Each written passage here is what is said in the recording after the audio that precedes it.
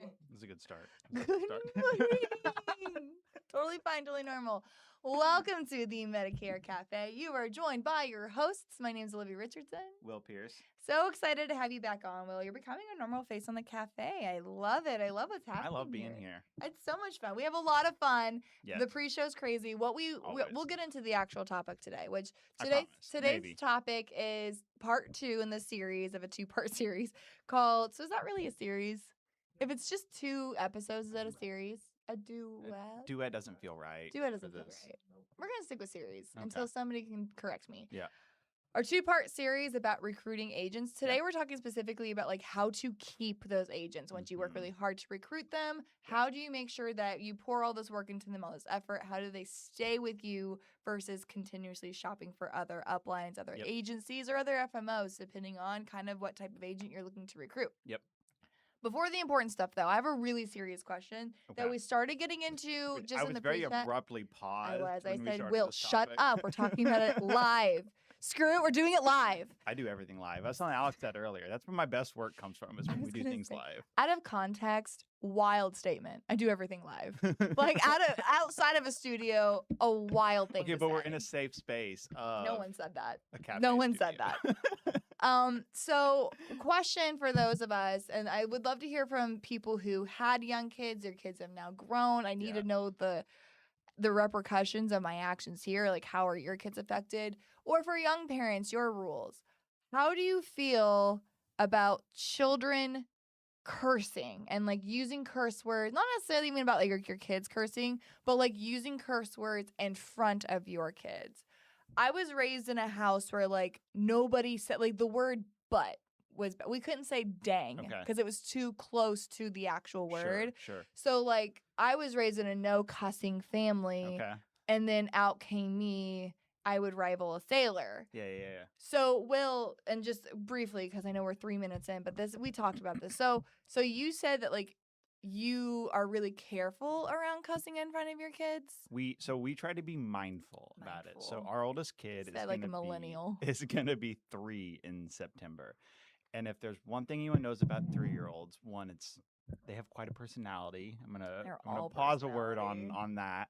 Okay. And that they like to repeat exactly what you say. So we don't not cuss in front of them. We try to use it when it is correct and appropriate. Okay. And not just as an adjective or as a descriptive word. Okay. So like we've got in-laws that the F word is every other word that they say in a sentence, and like I draw a line on that. Like he can be around them. Like we don't like. That's a lot. Like just blatant use of right. it. Yeah. But like if I drop something on my foot and it hurts, I'm gonna correctly place the word in that sentence, and he can hear that. But it's not just like every other word. In a sentence. So the way that we do in my family, in my household, is that it's a very clear thing that when you start paying taxes, you're allowed to cuss. Yeah.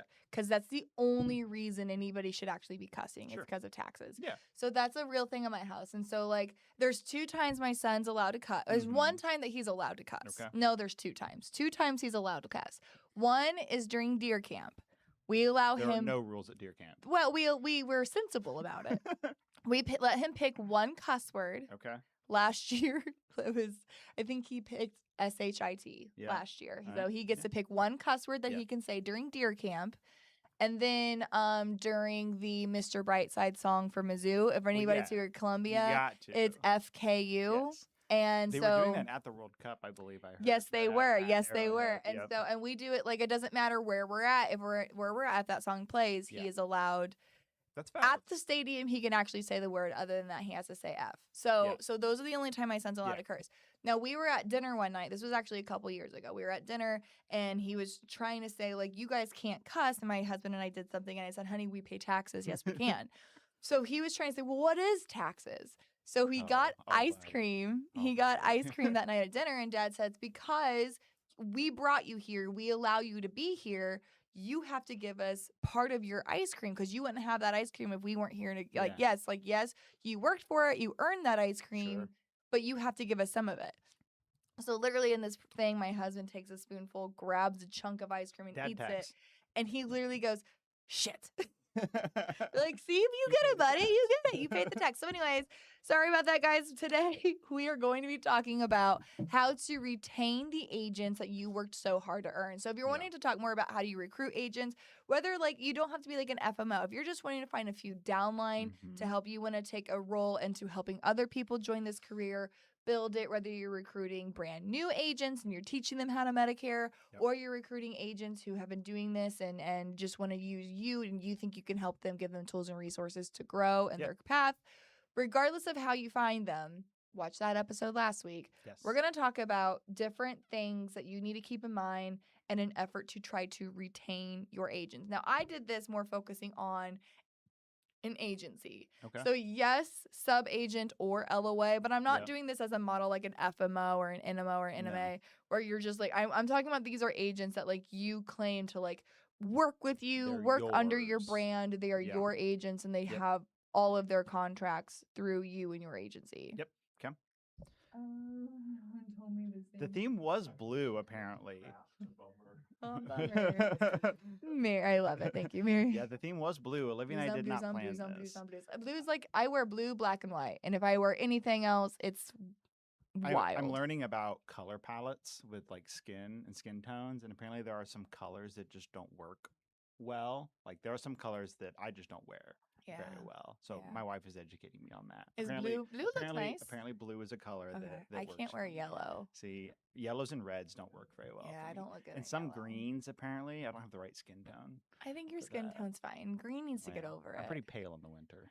Tell me your first recommendation on how to retain your agents. God, I love the chaos. Oh, Ben and his blind. Ben and his colorblindness. I have a funny colorblind story at the end of it because we have to get into it. But please remind me of this weekend, my 90s weekend, and a colorblind hilarity. Please continue. Go first. So one of the first things that I had is ways to retain your agents is setting up compensation structures that allow for room for growth. Oh, so that was actually my number one too. Okay. Is room for growth. But you tell me a little bit because I have two methods of that. Yeah. You tell me more about like a compensation method for that. So for starters on LOAs, for example. So all the commissions are then paid to the agency and you're distributing out compensation pay from there to them. If you are asking that person to not do any service work and you have maybe an admin that they hand that service work off to and their focus is solely on new business, are you setting up their payment structures in a way that incentivizes that? Yeah. If they can hand off all the service work and they just need to focus on writing apps, meeting with clients every year, is that set up in a way that incentivizes that behavior and is going to allow them to continue to grow? Or is there going to be a cap to that ceiling? No, I actually have the same thing. I put no limit, but I put no limit on growth paths. Yeah. Rather that be financial, like what you're talking about, setting it to where like they can grow and earn more money per app, perhaps. And that's a path of growth depending on, and I do that like a lot of like how much, if they're starting out, you earn most of their money. Yes. Whenever they become more self-sufficient, more advanced, they need more because they're trying to invest more in their business, then it makes sense to give more of your money to them because you're doing less to earn that. And not only that, but at first they're really leveraging your brand. Yeah. Because they don't have their own. But as their name in the community grows, they kind of start to establish a little bit of their own brand and stand out on their own. So maybe at that point you could dial it back and kind of incentivize that they've done. The part two of that is actually I have growth by leadership. Yeah. So I think, again, our sister company, Senior Benefit Services, does this really well to where whenever somebody becomes really successful, they get to a point, I kind of, and like we see this a lot in other organizations, but you either grow by being an expert or you grow by managing people, and your path shouldn't be limited regardless of which way you want to grow. Right. So if you want to grow and just like I want to make more money per app, there's that option. But if you want to help bring more people into this industry, coach them, train them, grow them, then there needs to be, and it has to be money incentivized, but there needs to be a path to where people can actually start managing their own agents, and you're still the top, you're still at the top of the hierarchy, but then be able to have a hand in helping build other, because people are motivated different ways. Yeah, I think it's all about what that person wants to do and what's going to really make them happy at the end of the day. I was talking to an agent partner of ours a while back, and he was onboarding a new agent in this LOA structure. And I asked him, I was like, have you sat down and talked to him about, does he have any goals? And not just like general life goals, but like, Is there a sports car he's always wanted to buy? Does he want to take his spouse on a really nice vacation and they've just not had the money to do so? Like, what physical picture can you paint to their goals? And then talk through, hey, here's the inputs that we need to have in order for you to get there. So, and that really helps with the buy-in as well. If they feel like, oh my gosh, Olivia's bought in to helping me grow in this agency. It's what's in it for me. Yeah. If I do this more, what do I get in return? Yeah. So the other thing that I have, again, I have 5 total things to keep your existing agent. So number 1 was no limit on growth, either that financially or just management capabilities. Yep. The other one that I have, especially if you're working with an agency that like your method or path to growth is by bringing on more downline agents, is to create a community within your insurance agency. Okay. We call this doing life together, and really building so that your agents below you, there is a thing like you want to do a competitive edge, which like I'll talk about that in incentives, but wanting to talk about like them, especially if you're finding people in the same age group, you're recruiting them in similar ways, creating an atmosphere, investing in doing events where they can actually build bonds and relationships with each other. Because it's really hard to leave an agency whenever you are very deeply and your family's connected to it. Something that, again, a lot of our companies will do, they'll host like family nights so that all the spouses get to know each other very well. Their kids are growing up together. So just creating a community that's where, and then like it's also easier to recruit to that because people want to work with their friends. And a lot of people or successful agents, if they're enjoying the atmosphere, if they feel like they're building a sense of community, will start bringing in their other friends and start like doing the recruitment for you. So having a community of a family that makes it harder to leave. Yeah, absolutely. And I think this is something that SMS does really well. I'll always joke that I think everyone here likes my wife more than they like me. Oh my God, I love Madison. She's just the sweetest. Case in point. I mean, like, you're fine, but I do really love Madison. I'm all right, yeah. And that's something that we embody really well here, I believe, is that we're big believers in making the spouses also feel appreciated, especially coming off of AEP. Yes. You guys know you're running 12, 14, 15, however many ungodly hours in a day worth of appointments. All the lift on home then falls on the spouse. Cooking, cleaning, if you have kids, making sure the kids are doing well, put to bed, all those things, like all that extra work then falls on the spouse. Like after AEP, after everything's tidied up, like host a spouse appreciation party or something. Well, there's so much input that the spouse has and so much influence that like if your agent is thinking, I think I can make more money somewhere else, I think which I'll get into in a second, we'll talk about transparency, but like I just read this post on this Facebook group that I follow, and they're getting paid so much more per app than I am. Then it's like, but if the spouse is saying, yeah, but like these people are here, like if the spouse is saying, no, like we have a community here, we need to be here, it really takes it makes the agent seem very holistic about what am I getting beyond dollars in a career. Yep. What else do you have? The other thing that I had is, I think it's similar to community, but it's making them feel like they have a sense of buy-in with the agency. I think that is so crucial to having people stick, is if they feel like their voice actually matters to the business. So true. Like they impact, like letting them see where their impact is on the big picture. That's huge. Yeah. So, as you're sitting down looking at goals for the year, for the agency, whether that's new clients, retention, whatever you're looking at targeting, having them be part of that conversation and set the goals for the agency, or do it collectively as a team. But if they feel like their input is valuable and valid, they're going to really want to stick around. Yeah, because they're part of it. They're a part of the decision. So the decision can't be stupid if they were a part of it. Yeah, right? Of course not. I have on here just general incentives outside of just money, right? So like you have your commissions, that's obviously an incentive, but that's their career. So having an additional incentives on that, things like trips. Again, we do a lot of agencies that will finance their own trips. They'll get like carriers to sponsor trips and things like that, but they have it at trips dependent on how many lives you added to your book, how much cross-selling did you do. So trips are huge. Additional dollars, like bonuses, competition and recognition is huge. So we have agencies that actually will do newsletters. Senior Benefit Services is one of them. I point this way because their home office is next door. You guys can totally see that. You can't see that over there, but whenever we like hear the mowers and it's crazy, it's their fault.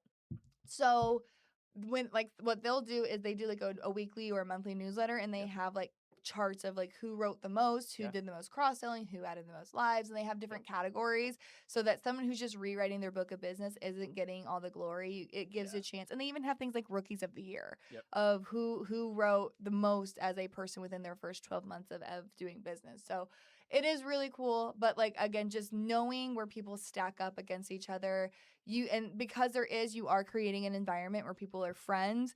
It's friendly competition and not toxic. You got to be very careful It's a about very that. fine line, There is a honestly. fine line between toxic behavior and friendly competition. How do you feel like you balance that line? I think it's making sure that when it comes to those rankings, making sure you're very like being in the rank is the reward. Okay. So whenever you start rewarding those people in their ranks on a regular basis, in addition to that, like right now, like when it's just pride involved, that's a lot easier to manage versus pride and then like dollars or pride and then some other other incentives.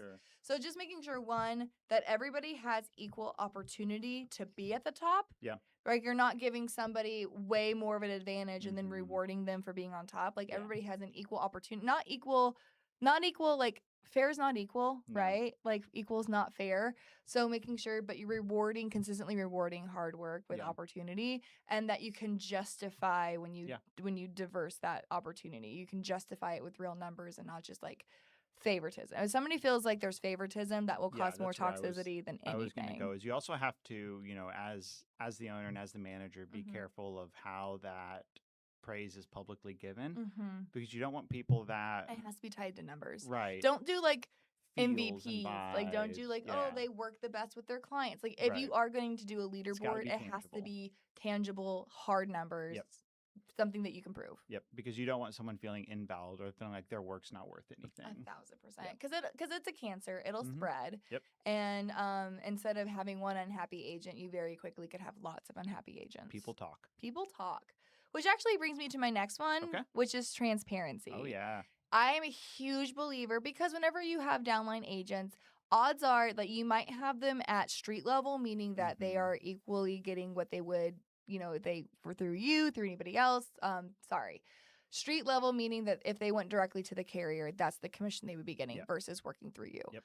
That you don't have to pay, depending on how much service you're giving your agents. It's not an ethical thing that you have to give them a street level commission. Right. That is not an ethical thing. Now, but it is like you have to outweigh how much are you investing in them versus how much you're paying them. Yep. And you have to be able to justify if you are taking an override and not keeping them whole on a street level contract, which again, you do not have to, but you have to be able to justify why you are taking the amount of money per sale that you are taking, which is why I say transparency. We've had this happen a lot where agents will get mad that their downline found out, like, well, they're only getting paid X percentage on this plan, but street level is this percentage. Now they're wanting to leave. All they have to do, every commission, is a quick Google search. They will find out. You keeping them in a bubble and saying like, oh, they're never going to know what actual street level. That will not happen. There's too many ways for them to find out. They will find out. So when I say keep it transparent, especially when it comes to levels and commissions and things like that, one, let them know where they're at. Two, let them know if there is a way to get to a higher level through your structure. Let them know how to get to that higher level. And three, be able to justify why you take the cut that you take.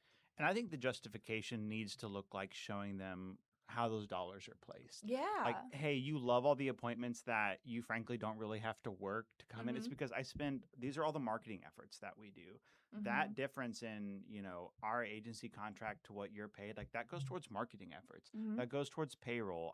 CRM access that you love is paid for. All Technology, this stuff phone, that you get. Back office support, marketing assistance, like all these things. And if you're somebody that's not offering any of that, then you probably want to have some conversation of like, should you be offering that with the reinvesting to help grow your business? Because the more you invest in your agents, the more it should come back to you tenfold, or being able to give them a higher level so that they are going to be much more sticky, because they will find out. Yes. I mean, like CMS literally publishes what the commissions are every single year.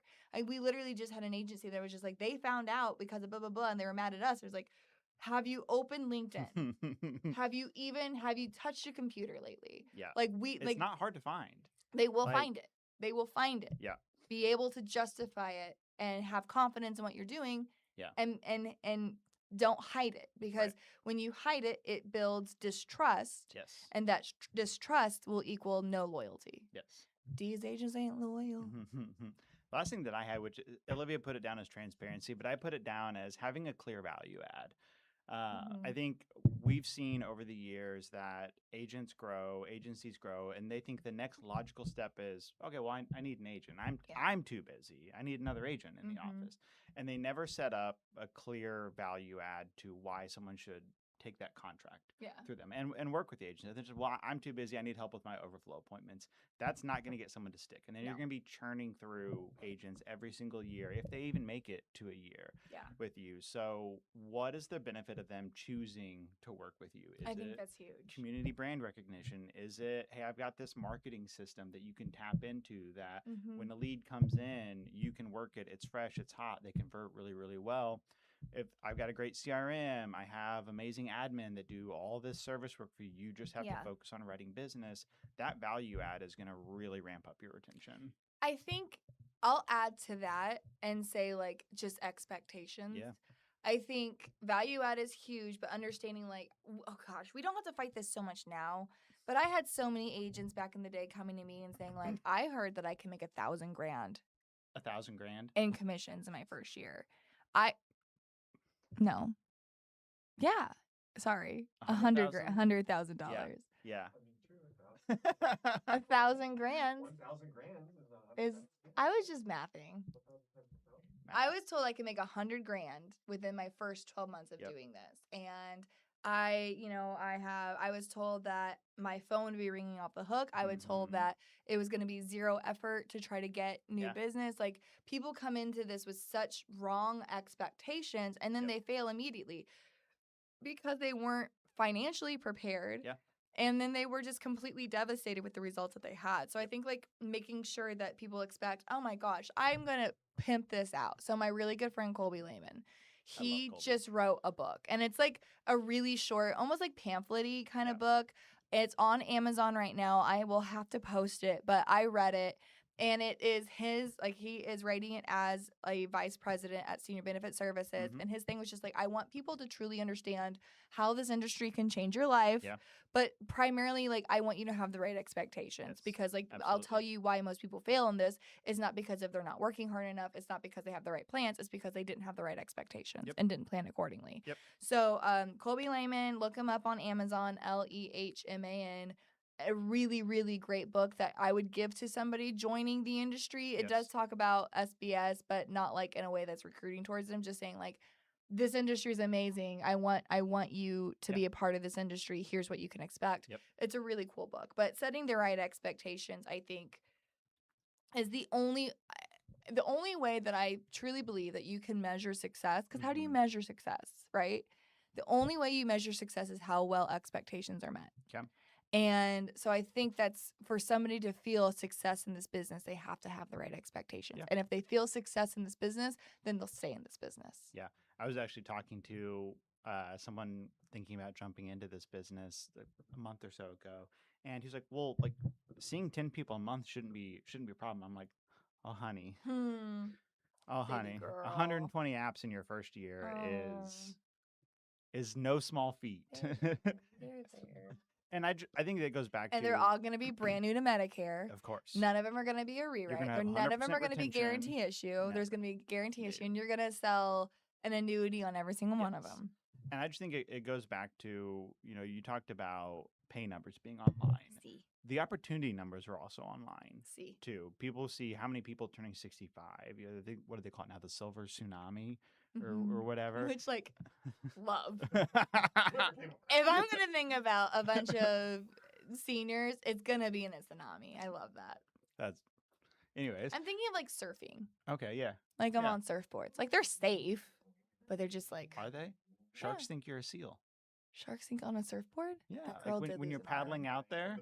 Yeah, you look like a seal. You look like a seal? Yeah, that's why shark attacks happen on surfboards. Are in, like, the Galveston. Why are they telling me that? Like, they're like, you're a seal. We really need a mic about it. Yeah, but I mean, like, a shark doesn't... Does a shark know the difference? Shark gate. Shark know what seal is? Shark bait. Hoo-ha-ha. Seal and shark gate. Anyways. But people see all these numbers of all these seniors turning 65 every single day and just think that opportunity is just going to knock on their door and that they don't have to work for it. So I think Olivia's right with unclear or maybe unmet expectations that were never spoken. Well, like, It's classic sales. I'm going to tell somebody they can have the life they've always imagined. They can dream. They can work from home. They never have to leave their house. They get to spend all the time with their kids that they want to. Yep. They're going to have their phone ringing off the hook, and you're going to become rich doing it. Medicare, Yes. gosh, so many wealthy people are in Medicare, but it is a get rich slow. I mean, like, it is a get rich slow type of model, which is like how it should be, right? It's taking care of the people every time, retaining your book of business. But you can make a lot of money doing that. Just probably not your first year, unless you're buying a book of business. And it's not that you're making a lot of money, but you're not starting from ground zero, and you are in the green much quicker. Oftentimes, if you buy at the right price with the right expectation, let us tell you how to buy a book of business. We bought 60 of them. Let us tell you how to buy them. We're very well versed in all the mistakes and all the ways to do it correctly. I think the mistakes is the important part. There's so many wrong ways to do it. It's not like those things is like, hey, they're just do it. There's no wrong way to do it. There's a million wrong ways to do it and like 3 correct ways. And I think, to kind of tie this back to the original conversation that we were having is that's the best way to learn is from the past mistakes that you've made. If you've churned through agents and just not had people sticking past that, kind of 12-month mark with you, take a look back at what happened. Yeah. What were the reasons that they left? Why can't you get them to stay? And if you're like, I don't see a single reason why anyone would ever leave. Like, well, it's kind of like that. If you don't have a weird cousin at the reunion, you're the weird cousin. It means you're the weird cousin. Like every family has one. Yeah. If you don't know who it is, it means it's you. Yeah. Guys, that's our Medicare Cafe today. Really appreciate you hanging on and listening to this. Again, it is really important. But this is clients and agents too, but like it's not why spend effort trying to build your book of business if it all just keeps coming out the back end. So absolutely. It is incredibly important to talk about how to, if you are interested in growing your agency via Downline agents, which is not the only way to grow them, we'll definitely have some conversation about how to grow via adding staff and admin and things like that. We'll absolutely have that conversation. But if you are growing via Downlines, check out last week's episode. Make sure you turn in this week. And I forgot to mention it, but if you do have any questions, comments, concerns, threats, or promises, that is my real number. You can text me. I was texting Stacy actually right before the show, who she had a question. I told her I'd address it, and then I didn't. I'm not a liar because I'm going to address it now. Stacey had a question. She texted me right before we went live and was asking about, hey, like, when will we know what carriers are going to be non-commissionable for 2027? How do we track that? How do we stay on top of that? Which, of course, like 2 years ago wasn't a conversation we thought we'd ever have. Because before I would say if they're commissionable 10-1, then they're going to be commissionable. Because there's always been non-commissionable plans. And now it's ever changing by the day in some instances. Yes. And so I think, obviously, we'll have coming into that first week of October a non-commissionable plan list, that we have access to. But that's only as of that date. There's no real way until the announcement comes out to know what's happening with that plan. I would say if you want to kind of forward think to what may happen, and this can be a longer conversation at another time, but look at what the carriers are doing mid-year. Who's making mid-year adjustments? Who's being very vocal about how they feel about their positioning this year? And kind of start to think about what those seeds are going to be for AEP. Yeah. I'd say we'll have a list 10-1. The list will not be a surprise to you. Come 10-1 of plans that are uncommissionable, most of those plans will actually probably be SAR'd. So I'm more worried about the SAR list that we'll be receiving than I am the non-commissionables. Again, non-commissionable is not new. As long as I've been doing this since 2013, there have always been non-commissionable plans. The difference is that there was no surprise about it being non-commissionable, and those plans weren't typically plans that were written or were competitive at all. So one thing we'll do, obviously, we will keep you in the loop. We will let you know of any plan that you are writing that goes non-commissionable mid-year. But the thing I can say the most to do is to actually use Integrity Connect. Integrity Connect will update as soon as it goes live with like non-commissionable. It'll tell you if that plan is commissionable or not commissionable. And then you can also filter it so it's only showing commissionable plans. So using the technology and using AI to help you with this stuff, like in programs like Integrity Connect, does the hard work for you. It will remain active and accurate throughout AEP and throughout the year. So awesome. Any other questions, comments, concerns, threats, and or promises, please let me know. I know we went a little bit over. No, it's just now 10:30, so we're good. Rock stars. Funny story Okay. about somebody who was colorblind at 90s weekend. Yes, we did say we'd get back to this. If you have actual questions about insurance, I'm happy to answer them for you about recruiting agents, this coming up AEP. Oh, for those of you, August 19th, come to Columbia, Missouri. We are doing our AEP boot camp. It is from like 10 to 4. 10 to 4, I believe. I will be there. Will be there. It's going to be awesome. We're going to be talking about how to create our different pathways to profit because this AEP is going to be disruptive just like the rest of them. We're seeing Will on a screen. Yes. I'm always on a screen. Hang on here. So we will have pathways to profit in 2027 AEP, whether it is by growing your book or retaining or adding product. We'll get into that, but please visit our website, sign up for that. We'd love to see you there. Can we forgot to mention there's a new Med Sup coming. Are we allowed to? I don't know the rules. We can say the word. So there is a new Med Sup. We haven't been able to launch new Med Sup paper in a few years. So we have a group that is really excited to be coming into a lot of states, including Missouri. I know we have a lot of viewers outside of Missouri here, but including Missouri, Lumos. Can I say that? Yeah. Monday, it was allowed to be spoken into existence. So Lumos Medicare Supplement is now live for contracting. I'm really excited about having another Med Sup in the space. Agents have been asking for forever for a new Med Sup charter. So it's timing out really well, as obviously as everyone knows, it is rate increase season on a lot of products.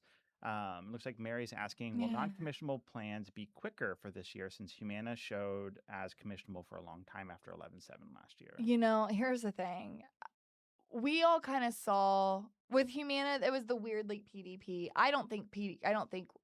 I would be surprised if we have a commissionable PDP in 2027. Yeah. Honestly, I think plans are showing that they don't have to pay commissions on it and agents will still write it, which like I don't blame an agent for writing it. There's a whole thing. We don't have to get into PDPs. We can also get into like carrier economics. Olivia knows I can yap about this for a long time as well, but like there's just a lot of science point to do. I don't think we're gonna have a single one this year. I would not be surprised. There might be like a half commissioned here and there, but anyway, so that's what's going to happen with that. What we predict, as far as when will carriers announce like their non-commissionable plans, here's the problem with how carriers operate. They're getting better at it. They're still not good at it, at communicating with each other. So these plans, I don't even have time to get into it. But long story short, the plans back in March and for June will actually launch and send to CMS what they want their 2027 or their next year plans to look like. They then at that time, CMS reviews them, lets them know exactly what they're allowed to do. And then almost lately, they've all had to make changes. And so what ends up happening is that what carriers have done is they've kept it so close to the chest that they're trying to, one, be CMS compliant, and they don't want to be the most competitive, but they don't want to be the least competitive. But then whenever the plans come out, they find out, shoot, we're rock stars. We're going to win in this area. We did not want to win in this area. And then so they'll make an announcement that they're going non-commissionable to try to slow down sales. Or usually they'll go suppressed, which means that you cannot use an e-app, and then they'll go non-commissionable. But it's not like, why is it all last minute? It's because these plans are getting better at talking to each other, especially the big boys. The regionals don't really speak to each other. The nationals tend to. But that's when you see like somebody kicking butt and they're winning and then they go non-commissionable is because they guessed poorly on what their competition was going to do. We also this year have a lot of changes happening with star ratings, and not only for some of the calculations for 27, but we're now up to 3 lawsuits with CMS of star rating recalculation. So the Clover one a couple months ago made news. Anthem filed like 2 weeks ago for their own lawsuit on star rating. So there's still so much that is up in the air that benefits are going to be the midnight hour before we're really seeing much of anything on First Looks. Exactly. Okay. We ran over today. We Any did. other questions or threats? Promises even. Well. Questions, comments, concerns, threats, and or promises. Real quick, fast story. This weekend, I had a bunch of friends down at Lake of the Ozarks, and we do a 90s weekend every week. I love it. Or not every week. No, wow, every year. That seems excessive. We do a 90s weekend, which means that you're dressing in neon, windbreakers, the whole like upside down, like the whole thing. So we go and we're at this place, and it's called Dog Days. A bunch of our crew are there. And my friend comes up to me and goes, actually, funny story, side quest. Brought my credit card. I never use. I'm cash only, but I brought a credit card and this 2 years expired. I have no money. I said, no problem. I have a fanny pack for 90s weekend and it's neon pink. Go get my fanny pack. Get yourself something. Yeah. No worries. Yeah. Goes over to the table and it's him and his wife. Goes over to the table and he pulls up a fanny pack and it's black. Nobody. Pulls up another one. Blue. Nobody. Pulls up another one. I'm like, is he serious? And his wife looks at me and goes, well, he's colorblind. I said, go over there and help him. He's literally, I said, it's Fending for himself. and I'm literally saying, neon pink, picks up a green one. Neon pink, picks up a black one. And looking at me with pure panic. Oh, my and I'm just like, and she's like, oh, well, yeah, he's colorblind. Then why aren't Go you helping over there. Thank you guys so much. Until next time, have fun Make money and give impeccable service. Thanks, y'all.